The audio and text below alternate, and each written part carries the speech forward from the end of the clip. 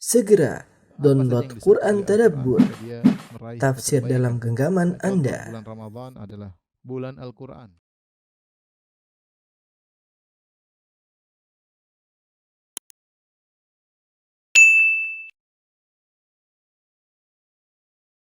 Bismillahirrahmanirrahim. Assalamualaikum warahmatullahi wabarakatuh. Alhamdulillahi ala ihsanih wa syukru lahu ala taufiqihi wa amtinanih wa asyhadu an la ilaha illallah wahdahu la syarika lahu ta'ziman li sya'nih wa asyhadu anna Muhammadan abduhu wa rasuluhu da'ila ridwanih. Allahumma salli alaihi wa ala alihi wa ashabihi wa ikhwanih. Para dokter yang dirahmati Allah Subhanahu wa taala, para pemirsa yang dirahmati Allah Subhanahu wa taala, kita masih melanjutkan pembahasan kita tentang zikir-zikir sebelum tidur ya. Pada kesempatan kali ini kita masuk pada bab ke-11, bab at-tasbih wa takbir indal manam, yaitu bab tentang bertasbih dan bertakbir ketika hendak tidur. Al-Imam Al-Bukhari Abu Abdullah Muhammad bin Ismail rahimahullahu taala berkata, qala haddatsana Sulaiman bin Harb, qala haddatsana Syu'bah anil Hakam an ibni Abi Laila an Aliyin, yaitu Ali bin Abi Thalib radhiyallahu ta'ala anhu, anna Fatimah alaihi assalam syakat ma talqa fi yadiha. Bahwasanya Fatimah radhiyallahu taala anha mengeluhkan tentang ma talqa fi yadiha min ar-raha, yaitu akibat dampak yang mengenai tangannya karena alat penggiling biji-bijian, alat penggiling biji-bijian yang diputar sehingga menggiling biji-biji gandum. Dan beliau Fatimah radhiyallahu anha bekerja sehingga dampak dari pekerjaan tersebut memberi dampak di tangan yang menjadi tebal. Fa atatin Nabiy sallallahu alaihi wasallam tas'aluhu khadiman. Maka Fatimah pun mendatangi Nabi sallallahu alaihi wasallam minta untuk diberi pembantu. Falam tajidhu, akan tetapi Fatimah tidak mendapati Rasulullah SAW di rumah Aisyah. Fa dzakara dzalika li Aisyah. Akhirnya dia pun cerita sama Aisyah radhiyallahu anha, istri Nabi sallallahu alaihi wasallam, tentang keluhannya, ya, tentunya agar disampaikan kepada ayahnya, yaitu Nabi sallallahu alaihi wasallam. Falamma jaa akhbarathu, tatkala datang Nabi sallallahu alaihi wasallam, maka Aisyah pun mengabarkan keluhan Fatimah radhiyallahu taala anha. Qala faja'ana wa qad akhadna madaji'ana, kata Ali bin Abi Thalib, ketika kabar sampai kepada Nabi sallallahu alaihi wasallam, maka Nabi pun datang. Mungkin Nabi sibuk. Akhirnya Nabi sallallahu alaihi wasallam datang di malam hari ke rumah Ali dan Fatimah. Waqad akhadna madaji'ana, dan kami sudah siap tidur. Kami sudah siap tidur. Fa dhahabtu aqumu, maka aku pun hendak bangun menyambut Nabi sallallahu alaihi wasallam. Faqala makanaka, tetap aja di tempatmu. Fajalasa bainana, kemudian Nabi sallallahu alaihi wasallam pun duduk di antara masuk di tengah-tengah antara Aisyah dan antara Fatimah dan Ali yang sudah berbaring. Rasulullah SAW masuk di tengah-tengah sambil menjulurkan kedua kakinya. Hatta wajadtu barda qadamaihi ala sadri, sampai aku mendapati dinginnya kedua kaki Nabi sallallahu alaihi wasallam di dadaku. Faqala ala adullukuma ala ma huwa khairun lakum min khadim. Maka Nabi sallallahu alaihi wasallam berkata, maukah aku kabarkan kepada kalian berdua tentang yang lebih baik bagi kalian berdua daripada pembantu? Idza awaituma ila firashikuma, jika kalian berdua hendak sudah ke pembaringan, ke tempat tidur, au akhadtuhuma madaji'akum, atau kalian hendak tidur, fakabbiru thalathan, maka bertakbirlah 33 kali, salasan wa salasin. Wasabbiha salasan wa salasin, dan bertasbihlah, bertakbir maksudnya Allahu akbar, Allahu akbar, Allahu akbar sampai 33 kali. Wasabbiha salasan wa salasin, dan hendaknya kalian berdua bertasbih 33 kali. Wahmada salasan wa salasin, dan memujilah Allah, yaitu alhamdulillah, alhamdulillah 33 kali. Fa hadza khairun lakuma min khadim, maka ini lebih baik bagi kalian berdua daripada pembantu. Kemudian Al-Imam Abu Abdullah Muhammad bin Ismail bin Ibrahim bin Al-Bardizbah Al-Ju'fi rahimahullah, Imam Bukhari berkata, wa an Syu'bah an Khalid an Ibn Sirin qala at-tasbih arba'un wa thalathun. Dari Ibnu Sirin dia berkata, secara mauquf dia berkata, tasbih yaitu 34 kali.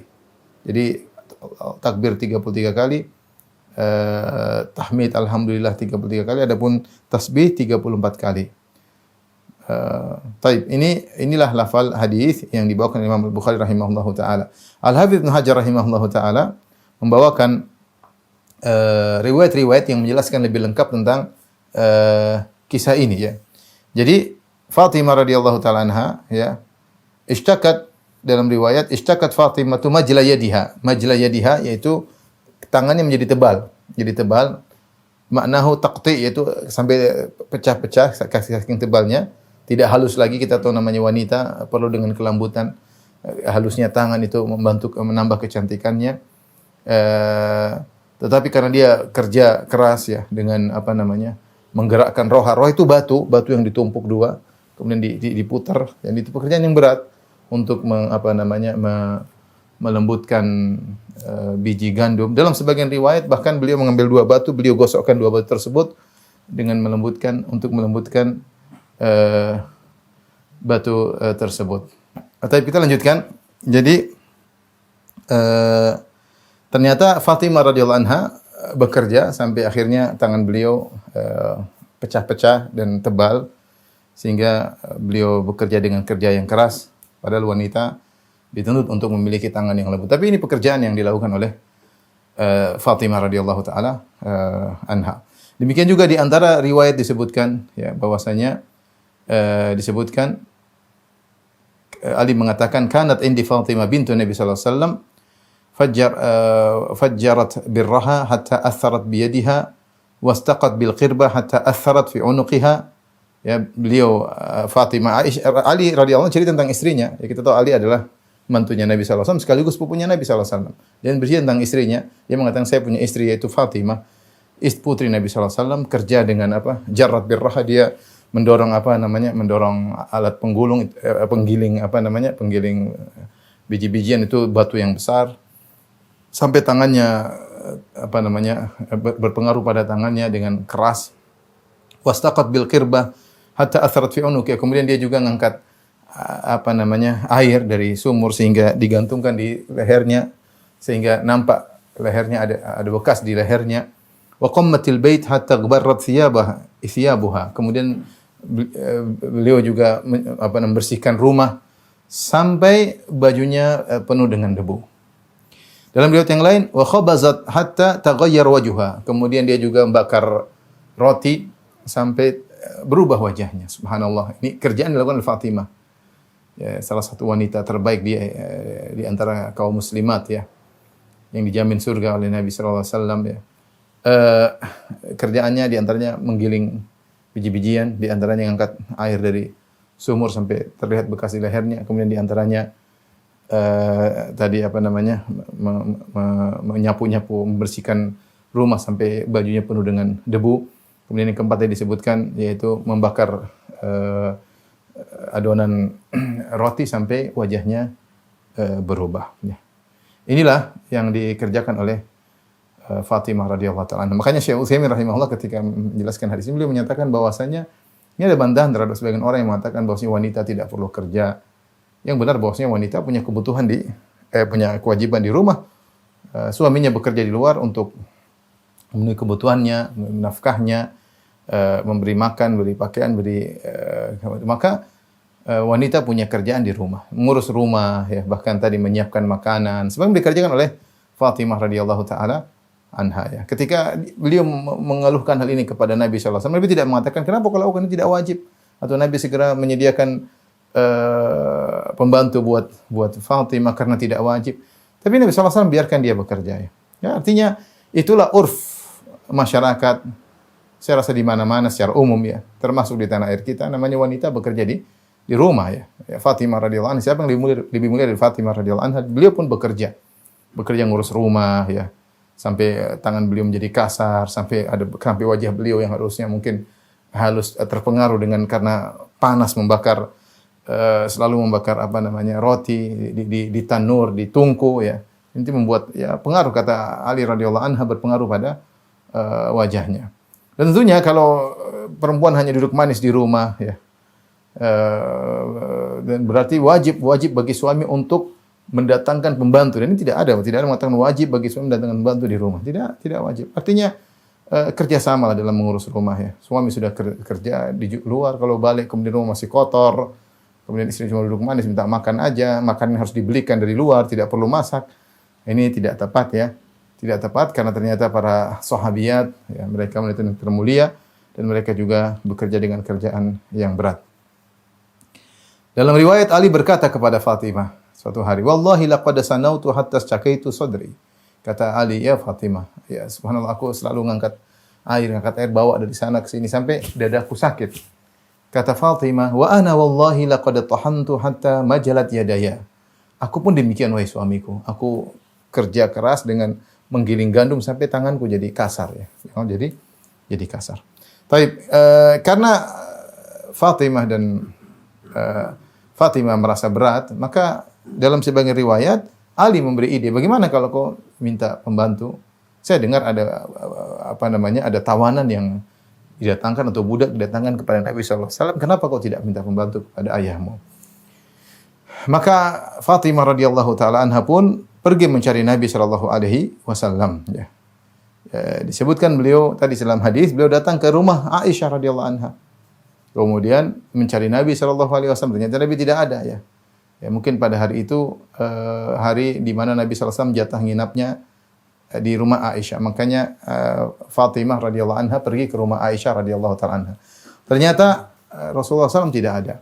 Ketika Rasulullah SAW tidak ada, maka Fatimah pun cerita kepada Aisyah, istri bapaknya. Dan ini menunjukkan kedekatan ini sampai artinya maksud saya Fatimah bercerita kepada Aisyah tentang perkara yang detail, perkara rumah tangga, tangan saya begini, kalau bisa bilang ayahku kalau ada pembantu buat kami. Artinya kedekatan, seandainya tidak ada kedekatan, tentu Fatimah tidak akan cerita kepada Aisyah radhiyallahu taala. Maksud saya banyak dalil-dalil yang menunjukkan bagaimana kedekatan Aisyah dengan Fatimah radhiyallahu taala anha. Sebagai mantan kepada orang Syiah yang menggambarkan bahwasanya Fatimah benci kepada Aisyah, Fatimah mengkafirkan Aisyah, ini semua khurafat yang mereka hidupkan namun tidak benar ya. Fatimah datang kepada Aisyah kemudian cerita kepada Aisyah radhiyallahu taala anha tentang kondisinya agar disampaikan kepada ayahnya. Makanya dalam hadis disebutkan ketika datang Rasulullah sallallahu alaihi wasallam maka Aisyah pun cerita kepada Nabi sallallahu alaihi wasallam tentang keluhan putrinya Fatimah radhiyallahu taala anha. Disebut dalam sebagian riwayat ketika Fatimah radhiyallahu anha tidak mendapati Nabi di rumah Aisyah, maka Fatimah radhiyallahu anha pun pergi ke tempat lain cari Nabi sallallahu alaihi wasallam. Mungkin dia pergi ke masjid, ya. Dalam riwayat fa'atathu fawajadat indahu huddatsan. Ya. Maka ketika beliau mendapati ayahnya di suatu tempat, entah di masjid atau tempat yang lain, tiba-tiba di situ banyak orang sekeliling Nabi sedang ngobrol, sedang berbicara di antara mereka. Maka fastahyat farajat, maka beliau pun malu untuk menyampaikan hal tersebut kepada ayahnya di depan banyak orang, maka beliau pun balik ya. Beliau pun balik tidak jadi menyampaikan kepada ayahnya. Taib akhirnya Rasulullah sallallahu alaihi wasallam diceritakan oleh Aisyah radhiyallahu taala anha tentang keluhan Fatimah radhiyallahu taala anha. Maka kemudian Rasulullah SAW pun pergi menuju rumah Ali dan Fatimah.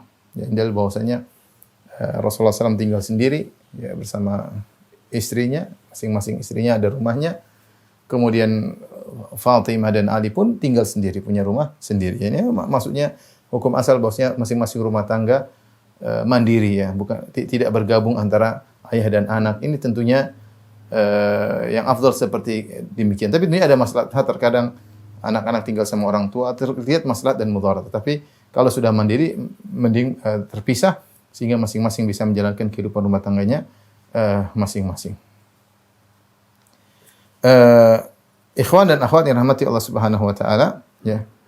Maka Nabi SAW pun datang ke rumah Fatimah dan Ali radhiyallahu taala anhuma, dan mereka ketika itu sudah siap tidur ya. Siap tidur. Bahkan disebutkan dalam riwayat Ali mengatakan ya, fa'atana wa alaina qatifah. Rasulullah SAW datang, ini riwayat Ibnu Hibban. Rasulullah SAW datang kepada kami dan kami sedang menggunakan kain, yaitu selimut. Idza labisnaha tulan kharajat minha junubuna. Kalau kami pakai kain tersebut tidak panjang dan tidak lebar. Sehingga kata Ali radhiyallahu anhu, kalau saya dan Fatimah pakai satu selimut, kami pakai dengan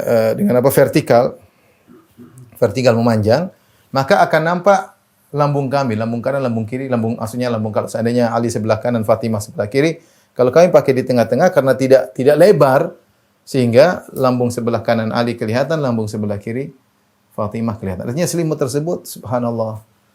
Ya artinya mereka hidup sangat sederhana ya. Sampai selimut yang besar untuk mencukupi mereka berdua enggak cukup. Kata Ali bin Abi Thalib, "Idza labisnaha tulan kharajat minha junubuna." Kalau kami memakai dalam kondisi lurus, vertikal, maka akan nampak lambung-lambung kami. Wa idza labisnaha aradan kharajat minha ru'usuna wa aqdamuna. Tapi kalau kami pakainya vertikal begini, maka akan kelihatan kepala kami dan kaki kami. Jadi selimut tersebut tidak panjang dan tidak lebar. Mau dipakai panjang, nampak bahu dan lambung kanan dan kiri. Mau dipakai vertikal, horizontal, maka kaki dan kepala kelihatan. Subhanallah ya. Bagaimana kesulitan yang mereka hadapi. Sampai sebagian ulama dinukil oleh Ibnu Hajar. Ibnu Hajar mengatakan bahwasanya Allah Subhanahu wa taala tidak memberikan dunia kepada orang-orang salihin ya. Tentunya artinya secara umum seperti itu karena dikhawatirkan tentang tabiat yaitu hal-hal yang dibalik daripada dunia tersebut. Karena kalau punya dunia urusannya panjang, punya ini, hisabnya panjang. Perkara-perkara di balik itu panjang ya. Jadi kalau kita punya mobil aja kan banyak urusan, punya mobil nanti inilah banyak urusan di balik itu. Salah satu kalau kita punya dunia bertambah banyak urusan di balik itu. Dan Allah ingin menyelamatkan mereka dari hal tersebut sehingga lihatlah bagaimana kehidupan mereka yang sangat-sangat sederhana sampai selimut saja tidak cukup ya. Kalau kita bandingkan dengan kehidupan kita yang selimut mungkin berapa kita punya selimut ya. Lalu kita belum bersyukur kepada Allah Subhanahu wa taala. Kita punya selimut banyak berlebihan ya. Ketika Nabi SAW datang, fadhahabtu aqum, kata Ali bin Abi Thalib, aku pun hendak bangun. Dalam riwayat fadhahabna naqum, ketika Nabi masuk, kami pun hendak bangun menyambut Nabi sallallahu alaihi wasallam, kata Ali dan Fatimah. Maka Rasulullah SAW berkata, makanakuma atau makanak, situ aja, tidur aja, baring aja.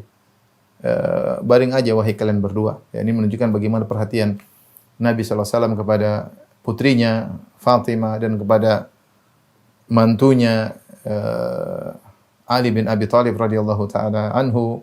Dan hanya demikian kalau kita punya putri menikah dengan seorang, kita perhatian kepada mantu kita tersebut ya. Berbuat baik. Karena di antara dampak kalau kita berbuat baik sama mantu akan berbuat baik sama putri kita ya. Di antara dampak ya, kita berharap pahala dari Allah Subhanahu wa taala. Tapi demikianlah dampak kalau kita berbuat baik sama mantu akan berbuat baik pada putri kita. Dia ingin berbuat zalim kepada putri kita, dia ingat akan kebaikan kita. Maka jalin hubungan baik dengan apa? Mantu. Mungkin suatu saat kita semua akan punya mantu, maka jangan lupa jalin hubungan kebaikan dengan mantu. Kemudian mereka masih tidur, fajalasa bainana. Rasulullah SAW pun naik di atas di tempat mereka tidur. Kemudian Rasulullah SAW duduk di antara mereka berdua ya. Dalam riwayat disebutkan hatta wada'a qadamahu baini wa baina Fatimah. Sepertinya menjulurkan. Jadi Rasulullah SAW bukan duduk bersila, tapi duduk di antara keduanya. Rasulullah masuk di tengah mereka, kemudian menjulurkan kedua kakinya. Karena disebutkan Rasulullah SAW meletakkan kakinya di antara aku dan di antara Fatimah, kata Ali bin Abi Thalib. Sebenarnya dalam riwayat juga disebutkan hatta wajadtu barda qadamaihi. Sampai aku mendapati dinginnya kedua kaki Nabi SAW. Seperti itu musim dingin. Mungkin musim dingin ya, maka Rasulullah kedinginan. Makanya mereka pakai selimut. Kalau musim panas tidak perlu pakai selimut. Ya, tapi mereka pakai selimut, beli malam hari pakai selimut, mungkin musim dingin. Maka Allah alam bisawab sehingga mereka Ali bin Abi Thalib mendapati kedua kaki Nabi SAW dalam kondisi dingin. Dalam riwayat disebutkan fasakhantuhuma. Aku pun menghangatkan kedua kaki Nabi SAW. Mungkin dikasih selimut. Karena Ali bin Abi Thalib mendapati dinginnya kaki Nabi SAW, maka Ali bin Abi Thalib pun segera radhiyallahu anhu segera menghangatkan kedua kaki Nabi SAW. Ini menunjukkan bagaimana dekatnya Nabi SAW dengan putrinya dan juga mantunya ya. Kemudian eh, dalam riwayat maka Nabi berkata, inni ukhbirtu annaki ji'ti tatlubuni fama hajatuki. Kata Nabi sallallahu alaihi wasallam, aku dikabarkan wahai putriku bahwasanya engkau datang mencariku. Ada keperluan apa? Qalat balaghani annahu qadima alayka khadam. Telah sampai kepadaku ya. Sepertinya Rasulullah SAW sebagaimana dalam riwayat Aisyah sudah sebutkan kepada Nabi. Tapi Nabi SAW ingin memastikan ya, dengar langsung dari putrinya ya. Mungkin ini salah satu bentuk apa? Kasih sayang ya. Ada apa ya? Meskipun dia sudah tahu sebagaimana dalam riwayat yang lain. Tidak kamu cari ini ya, enggak langsung, tapi demikianlah kelembutan Nabi SAW kepada putrinya. Wahai putri, saya dengar kau lagi nyari saya, emang ada apa ya? Artinya mengulangi pertanyaan kepada Fatimah dengan sesuatu yang mungkin dia sudah tahu ya. Qalat balaghani annahu qadima alayka khadam. Sampai kepadaku bahwasanya ada pembantu-pembantu yang datang kepadamu, yang sampai kepadamu. Artinya ada budak-budak atau ada tawanan-tawanan yang diberikan kepadamu. Fa ahbabtu an tu'tiyani khadiman yakfinil khabza wal ajn fa innahu qad syaqqa alayya. Maka aku berharap minta kepada engkau seorang khadiman. Khadiman maksudnya pembantu. Sini kata Ibnu Hajar menjelaskan khadiman bisa maknanya khadiman lafalnya muzakkar tapi dia bisa maknanya khadiman wa khadimatan. Bisa maknanya pembantu laki-laki atau pembantu perempuan. Itu maksud dari Fatimah dengan khadiman sih maksudnya pembantu perempuan. Aku minta kepada engkau agar kau menghadiahkan kepadaku seorang pembantu wanita yang mencukupkanku sehingga aku tidak perlu lagi membakar roti, memanggang roti yang panas ya. Dan tidak perlu lagi aku membuat adonan roti ya. Fa innahu qad syaqqa alayya, karena itu telah memberatkan aku. Maka Rasulullah SAW berkata, ala adullukuma ala ma huwa khairun lakum min khadim. Maukah aku tunjukkan kepada kalian berdua tentang suatu perkara yang lebih baik daripada pembantu. Ya. Dalam riwayat yang lain, fama ji'tu tatlubin ahabbu ilaika aw ma huwa khairun minhu. Kau mau apa wahai putriku Fatimah? Kau ingin pembantu atau ingin lebih baik daripada pembantu? Dalam sebagian riwayat Rasulullah beri tawaran, maukah kau pembantu? Saya kasih. Atau saya kasih yang lebih baik daripada pembantu. Qala Ali faghamaztuha faqultu quli ma huwa khairun minhu ahabbu ilayya. Maka Ali pun memberi isyarat kepada Fatimah dan berkata, katakanlah pilih yang lebih baik bagiku. Aku pilih yang lebih baik wahai ayahanda. Maka Rasulullah SAW berkata, fa idza kuntuma ala mithli halikuma alladhi antuma alaih. Jika kalian dalam kondisi demikian itu sekarang yaitu ingin tidur, jangan lupa untuk bertakbir 33 kali, fakabbiru 33, bertakbirlah 33 kali, wasabbiha 33, bertasbihlah 33 kali, wahmada 33, dan bertahmidlah mengucapkan alhamdulillah 33 kali. Fa hadza khairun lakum min khadim. Itu lebih baik bagi kalian berdua daripada khadim ya.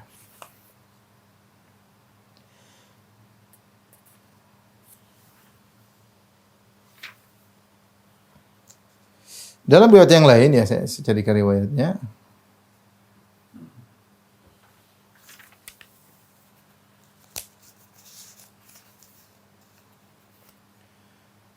Yaitu Rasulullah SAW menjelaskan ya, saya lupa lafalnya di mana, tapi maknanya itu sebab kenapa Rasulullah SAW menawarkan hal tersebut kepada Fatimah dan Ali ya, karena Rasulullah SAW melihat ahlus sufah ya. Ahlu sufah kelaparan ya. Mereka kelaparan. Tahu ahlu sufah? Kita tahu bahwasanya di Masjid Nabi sallallahu alaihi wasallam, Masjid Nabi SAW di bagian belakang dibuat seperti mulhaq tambahan. Kalau ada masjid, kotak di belakangnya dibuat tambahan. Yang tambahan tersebut bukan bagian dari masjid, tapi di bagian belakang sehingga orang-orang yang datang ke Madinah, yang berhijrah ke Madinah, yang tidak punya uang, tidak punya harta, tidak punya teman untuk dia singgahin, tidak punya keluarga di Madinah, maka mereka harus ditampung. Lah, mereka ditampung oleh Nabi sallallahu alaihi wasallam di Suffah. Suffah itu saya bilang tadi kalau ini Masjid Nabawi bagian belakang, tambahan di bagian belakang Masjid Nabawi dikasih atap ya. Dikasih atap namun tidak sempurna dindingnya ya. Artinya ada yang mengatakan tidak ada dindingnya sehingga pakaian mereka sering terkena angin, sering kotor dan yang lainnya ya. Itu bukan areal masjid tapi tambahan di bagian belakang masjid. Nah, mereka ini miskin-miskin. Mereka ini kalau mereka sudah mampu maka mereka tinggalkan tempat tersebut. Entah mereka bekerja kemudian punya kemampuan atau mereka menemukan ada orang yang mengayomi sehingga mereka meninggalkan tempat tersebut. Sehingga penghuni sufa itu silih berganti. Ada yang datang baru, kemudian yang lama udah pergi, ada yang dan mereka menuntut ilmu di situ. Mereka ada ahli Quran, mereka ada ahli jihad, macam-macam di antara mereka. Nah, Nabi SAW, kalau dapat rezeki, Nabi SAW berikan kepada mereka. Sampai dalam riwayat Rasulullah SAW mengatakan,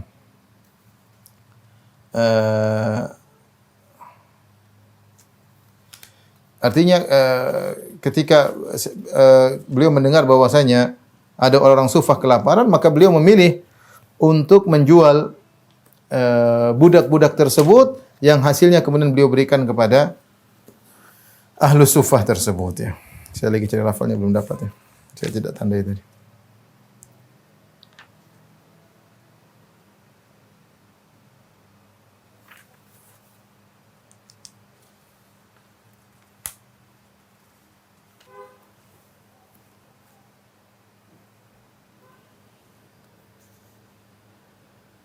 Ala kulli hal, intinya Rasulullah SAW ya mengedepankan untuk memenuhi kebutuhan orang-orang miskin yang ada di Sufah karena mereka kelaparan ya, dengan menjual budak-budak yang datang kepada beliau, dijual hasilnya kemudian beliau berikan kepada untuk biaya kehidupan ahlu Sufah. Beliau mendahulukan tersebut daripada memberikan budak tersebut kepada putrinya ya. Meskipun satu kan budak banyak. Bisa saja Rasulullah SAW misalnya datang budak 10, 9 dijual, hasilnya buat ahlu sufah, satunya kasih putrinya. Tapi Rasulullah SAW menginginkan putrinya lebih memilih akhirat ya. Sehingga kemudian berusaha berzikir, tidak perlu ada pembantu, karena pembantunya akan dijual untuk kepentingan kaum muslimin. Subhanallah bagaimana Nabi SAW. Mungkin kalau kita di posisi Nabi SAW, kita mendahulukan keluarga kita. Ya. Kita mendahulukan keluarga kita daripada orang-orang fakir miskin. Tapi Rasulullah SAW memikirkan mereka, orang-orang fakir yang ada di Sufah, ya, sehingga kemudian Rasulullah SAW memberikannya kepada fakir miskin yang ada di Sufah. Taib.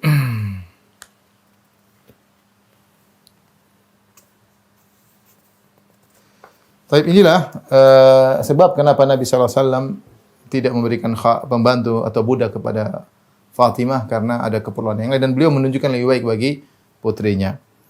Taib, apa maknanya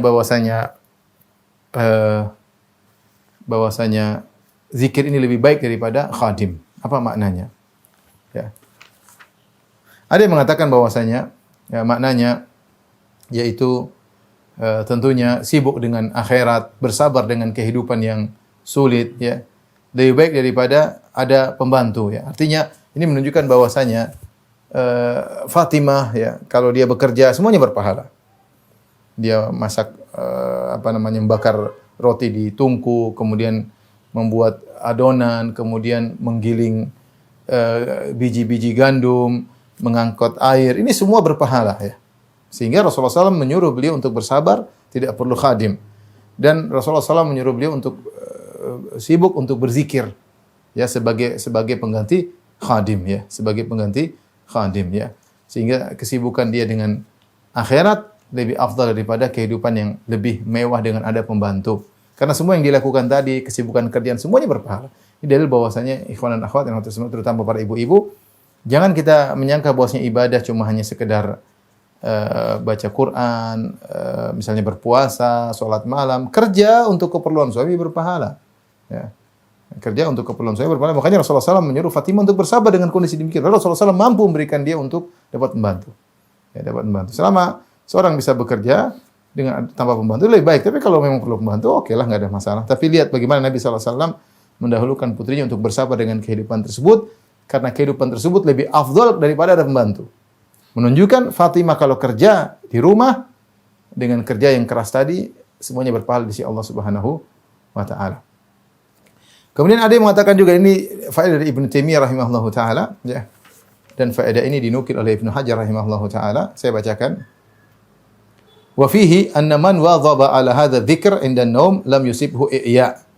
Lianna Fatimah syakatil ta'aba min al-amali fa ahalaha an-nabi sallallahu alaihi wasallam ala dzalik. Kadza afadahu Ibnu Taimiyah. Kata Ibnu Hajar, ini dalil hadis ini bahwasanya siapa yang selalu continue berzikir dengan zikir ini sebelum tidur, maka dia tidak akan ditimpa dengan iya kepayahan. Karena Fatimah radhiyallahu taala anha mengeluhkan tentang keletihan yang dia rasakan ketika bekerja di rumah, maka Nabi sallallahu alaihi wasallam menyuruh dia untuk berzikir dengan zikir ini, ya, berzikir dengan zikir ini. Kadza afadahu Ibnu Taimiyah. Demikianlah faedah yang diberikan oleh Ibnu Taimiyah rahimahullah taala. Maksud saya, lihat Ibnu Hajar menukil faedah dari Ibnu Taimiyah rahimahullahu taala, ya. Meskipun kemudian Ibnu Taimiyah dalam kitab Fathul Bari beberapa kali menukil faedah dari Ibnu Taimiyah, ya. Terkadang beliau setujui, terkadang beliau kritiki, beliau berkata dalam hal ini wa fihi nazar. Dan faedah ini perlu dikritisi kembali. La yata'ayyanu raf'ut ta'ab, ya. Beliau bukan mengkritisi, beliau menyempurnakan. Kata beliau, la yata'ayyanu raf'ut ta'ab, yang benar bahwasanya kalau kita senantiasa continue berzikir zikir ini, kalau kita senantiasa continue berzikir dengan zikir ini, maka capek tidak akan hilang. Bal yuhtamal an yakuna man wadhaba alaihi la yatadarrar bi kathratil amal wa la yashukku alaihi walau hasal lahu ta'ab wallahu alam. Tetapi mungkin maksudnya siapa yang senantiasa berzikir dengan zikir ini, maka dia tidak akan mendapat kemudaratan meskipun banyak bekerja, dan tidak akan susah baginya meskipun dia capek. Kalau kita lihat, artinya saya terjemahkan secara letterlek, ya. Artinya apa faedah yang disampaikan oleh Ibnu Taimiyah, kemudian dikritik atau disimpulkan oleh Ibnu Hajar, tapi sebenarnya tidak jauh berbeda. Lihat, Ibnu Taimiyah mengatakan, ya, siapa yang senantiasa continue berzikir dengan zikir ini, lam yusibhu i'ya, maka tidak akan merasakan keletihan. Maka Ibnu Hajar menyempurnakan beliau atau mengkritiki beliau mengatakan kalau keletihan akan dirasakan, tetapi tidak akan mendapat kemudaratan. Artinya tidak akan berat bagi dia. Mirip-mirip menurut saya antara pendapat Ibnu Taimiyah dengan Ibnu Hajar. Ya, maksud Ibnu Taimiyah juga bukan berarti tidak capek sama sekali, wallahu alam bisawab, tapi dia akan kuat mengerjakan itu semua. Sebagaimana penjelasan Ibnu Hajar, beliau berkata, man wadhaba alaihi la yatadarraru bi kathratil amal. Siapa yang senantiasa berzikir dengan zikir ini, maka dia tidak akan mendapatkan kemudaratan dengan banyaknya pekerjaan, wala yashukku alaihi, dan tidak berat baginya. Ya, ini sama dengan perkataan Ibnu Taimiyah. Walau hasallahu ta'ab, meskipun ada keletihan. Artinya Ibnu Taimiyah hanya mengkritik perkataan Ibnu Taimiyah yang mengatakan tidak akan letih. Kata Ibnu Hajar, letih tapi tidak berat. Mirip-mirip. Tapi intinya, saya kenapa sengaja menukil, saya mengatakan bahwasanya Ibnu Hajar rahimahullah menganggap Ibnu Taimiyah sebagai ulama, bahkan menukil dalam buku-bukunya, bahkan memuji habis Ibnu Taimiyah dalam takrif muqaddimah beliau terhadap kitab Ibnu Rashid Nasiruddin Ad-Dimashqi, ya. Ketika sebagian orang mencela Syekhul Islam Ibnu Taimiyah rahimahullah, maka beliau memuji Ibnu Taimiyah. Dia mengatakan syuhratuhu, ketenaran Ibnu Taimiyah lebih tenar daripada matahari, atau kalimat seperti saya agak lupa tapi saya nukil ketika saya bahas tentang biografi Ibnu Taimiyah. Dia mengatakan kalau bukan keutamaan Ibnu Taimiyah kecuali cuma satu muridnya Ibnu Qayyim, maka sudah cukup. Ya. Artinya kita dapat di zaman sekarang orang-orang yang kemudian mencela Ibnu Taimiyah rahimahullah taala, menjatuhkan beliau, bahkan mengkafirkan beliau, sementara Ibnu Hajar rahimahullah, ulama besar di mazhab Syafi'i, mengakui keilmuan Ibnu Taimiyah rahimahullah taala, bahkan membela beliau ketika orang-orang mencela Ibnu Taimiyah rahimahullah taala. Bahkan dalam kitabnya Fathul Bari, beliau beberapa kali menukil perkataan Ibnu Taimiyah. Terkadang seringnya beliau menyebutkan namanya, terkadang beliau tidak menyebutkan nama Ibnu Taimiyah, terutama dalam masalah akidah. Pernah beliau menukil faedah dari Ibnu Taimiyah, beliau tidak menyebutkan namanya. Wallahu a'lam bishawab. Baik, ini dalil, dan saya pernah mendengar dari salah seorang ustadz yang sering mengamalkan zikir ini. Sebelum tidur baca subhanallah 33 kali, Allahu Akbar 33 kali, kemudian alhamdulillah 33 kali. Beliau mengatakan kalau kita zikir tersebut, insyaallah kerja di siang hari tidak letih. Maksudnya seperti kata Ibnu Taimiyah, tidak letih, atau sebagian perkataan Ibnu Hajar, letih tapi kuat. Mirip, ya. Letih tapi kuat, ya. Meskipun letih tapi tidak sakit, ya. Siapa yang sering berzikir dengan zikir ini, ya. Oleh karenanya tidak ada masalah bagi kita kalau memang kita bisa mendawamkan itu lebih baik. Kalau tidak, sesekali mungkin lagi capek kita baca, insyaallah berfaedah. Insyaallah berfaedah dengan zikir tersebut. Dan keyakinan kita ucapkan, insyaallah besoknya kita fisik agak kuat, lebih kuat menjalani kerjaan kita kalau kita baca ini sebelum tidur. Apalagi bisa mendawamkannya. Tapi di antara yang menakjubkan tentang hal ini, hadis ini diriwayatkan oleh Ali bin Abi Thalib radhiyallahu taala anhu. Kemudian Ali bin Abi Thalib setelah meriwayatkan hal ini, maka beliau berkata, "Fama taraktuha ba'd." Aku tidak pernah meninggalkannya setelah mendengar ajaran Nabi sallallahu alaihi wasallam tersebut. Jadi Ali bin Abi Thalib sejak dengar malam tersebut Rasulullah menyuruh beliau untuk berzikir 33 kali tasbih, 33 takbir, 33 tahmid. Kata beliau, aku tidak pernah fama taraktuha ba'du, aku tidak pernah meninggalkannya. Beliau sampaikan kepada kawan-kawannya. Faqalu lahu, kemudian ada orang-orang Irak, orang-orang Kufah berkata, wala lailatas siffin. Mereka ngetes Ali. Ali bilang Ali bin Abi Thalib mengatakan aku tidak pernah meninggalkannya sama sekali ya. Maka mereka memilih malam yang sulit, yang kemungkinan besar Ali akan meninggalkannya. Maka mereka berkata, apakah malam perang Siffin juga engkau tidak meninggalkannya? Apakah malam perang Siffin juga engkau tidak meninggalkannya? Artinya kita tahu ada perang besar namanya perang Siffin. Terjadi antara pihak Ali bin Abi Thalib dengan pihak Muawiyah. Ya. Perang tersebut sehingga waktu itu banyak yang meninggal dunia ya. Dan seluruh perang tersebut terjadi di siang hari kecuali satu malam. Ya, terjadi kemudian keesokan harinya banyak yang meninggal ya. Artinya ini fitnah waktu itu terjadi ya, karena terbunuhnya Utsman bin Affan, yaitu ada ijtihad yang timbul di antara para sahabat sehingga terjadi perang saudara di antara mereka. Tapi intinya pada malam tersebut itu malam yang berat. Kemungkinan besar seorang sibuk dengan perang, dia lupa untuk zikir. Kemungkinan besar seorang sibuk dengan perang sehingga lupa untuk zikir. Tapi Ali ditanya, engkau bilang tidak pernah meninggalkan zikir ini. Subhanallah, lihat bagaimana sahabat. Kita mendapat ilmu, dia pegang terus sampai meninggal. Dia pegang terus, tidak pernah tinggalkan. Seperti Ummu Habibah, Ramlah bintu Abi Sufyan, istri Nabi SAW, yang meriwayatkan hadis man shalla sintai asyrata rak'atan fil yaumi wa lailah banallahu bihinna baitan fil jannah. Siapa yang salat rawatib 12 rakaat sehari dan semalam, maka Allah akan bangunkan baginya di surga.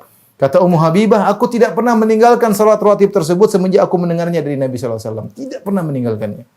Demikian juga perawi dari Ummu Habibah. Dia mengatakan, aku juga sejak mendengarkan hadis dari Ummu Habibah, aku tidak pernah meninggalkan salat rawatib. Kemudian rawi setelahnya juga mengatakan, aku tidak setelah mendengarkan hadis ini, aku tidak pernah meninggalkan salat 12 rakaat. Demikian juga Ali bin Abi Thalib. Kata beliau, aku fama taraktuha ba'du. Sejak aku mendengarkan Nabi SAW meriwayatkan hadis ini, menyampaikan zikir ini, aku tidak pernah meninggalkannya. Maka sebagian orang ngetes, taib, ya Ali, kau bilang tidak pernah meninggalkan sama sekali. Terus waktu malam perang gimana? Artinya malam perang orang sibuk. Ternyata Ali mengatakan, wala lailatus siffin. Bahkan ketika malam perang Siffin, aku pun tidak meninggalkannya. Aku pun tidak meninggalkannya. Bahkan disebutkan Ali mengatakan hampir aku lupa di awal, tapi sebelum tidur menjelang sahur aku membacanya. Subhanallah. Ya, artinya bagaimana sahabat berusaha untuk menjalankan sunnah Nabi Shallallahu Alaihi Wasallam meskipun dalam kondisi perang. Artinya perang dalam kondisi letih, capek, tetap aja beliau berzikir dengan zikir ini. Taib ikhwan dan akhwat yang rahmatillah subhanahu wa ta'ala, ada khilaf dengan para ulama tentang zikir tersebut ya. Jadi yang datang dalam hadis ya, 33 tasbih, subhanallah 33 kali. Takbir Allahu Akbar 33 kali. Alhamdulillah 33 kali. Dalam sebagian riwayat kabbira arba'an wa thalathin. Takbir 34 kali. Takbir 34 kali. Dalam sebagian riwayat Ibnu Sirin mengatakan sabbiha arba'an wa thalathin. Tasbih 34 kali. Ada riwayat tasbihnya 34 kali, yang lain 33. Ada riwayat takbirnya 34 kali. Syekh Utsaimin rahimahullah merajihkan takbirnya 34 kali. Jadi subhanallah 33 kali. Alhamdulillah 33 kali, takbir 34 kali. Wallahu a'lam bishawab, ini khilaf di kalangan para ulama, tapi itu yang dipilih oleh Syekh Utsaimin rahimahullah karena kebanyakan perawi meriwayatkan dengan demikian 34 kali kalau mau ditambah. Tapi kalau mencukupkan 33 kali sebagaimana datang riwayat tidak mengapa. Tidak mengapa. Tapi kalau mau tambah 34 sebagai tamamul mi'ah, kesempurnaan 100, maka takbir yang 34 kali. Taib faedah tentang zikir dan ini juga faedah bahwasanya zikir sebelum tidur ternyata banyak. Zikir sebelum tidur ternyata banyak. Ibnu Battal berkata, disebutkan oleh Ibnu Hajar, "Hadza naw'un min adz-dzikr inda naum." Ini salah satu bentuk zikir sebelum tidur yang tadi 33 kali. Wa yumkinu an yakuna Rasulullah sallam kana yaqulu jami'a dzalika inda naum. Dan mungkin Rasulullah sallam sebelum tidur membaca banyak zikir yang beliau ajarkan. Wa asyara li ummatihi bil iktifa' bi ba'dhiha i'laman minhu anna ma'nahu al-hadd wan nadb lal wujub. Dan Rasulullah mengisyaratkan kepada umatnya boleh membaca sebagiannya, ya, karena maksud Nabi adalah memotivasi mereka untuk membaca zikir-zikir tersebut, bukan kewajiban. Ini faedah dari Ibnu Battal, beliau mengatakan kalau kita telusuri ternyata zikir sebelum tidur banyak. Zikir sebelum tidur banyak, dan Nabi SAW kemungkinan baca semuanya. Tetapi kita tidak harus baca semuanya karena banyak sekali. Karena tujuan Rasulullah memberi motivasi. Kalau seorang baca sebagian, oke, tidak harus baca semuanya karena hukumnya tidak wajib. Zikir sebelum tidur hukumnya sunnah. Sebagian ulama seperti Iyad, Al-Qadhi Iyad berkata, "Ja'at anin Nabi sallallahu alaihi wasallam adhkarun 'inda an-naumi mukhtalifatan bihasabil ahwali wal ashkhasi wal awqat wa fi kullin fadl." Beliau berkata, dia punya pendapat yang lain bahwasanya adapun zikir-zikir Nabi yang bervariasi sebelum tidur, ini berdasarkan kondisi dan berdasarkan orang-orang dan berdasarkan waktu, dan masing-masing semuanya memiliki keutamaan, ya. Intinya, ikhwan dan akhwat yang dirahmati Allah Subhanahu wa taala, seorang boleh berzikir dengan seluruhnya atau sebagiannya, semakin banyak itu semakin baik. Namun ini toh hukumnya tidak sampai pada derajat wajib, tapi hukumnya sunnah dan kita berusaha menjalankan sunnah Nabi sallallahu alaihi wasallam. Inilah ikhwan dan akhwat yang dirahmati Allah Subhanahu wa taala,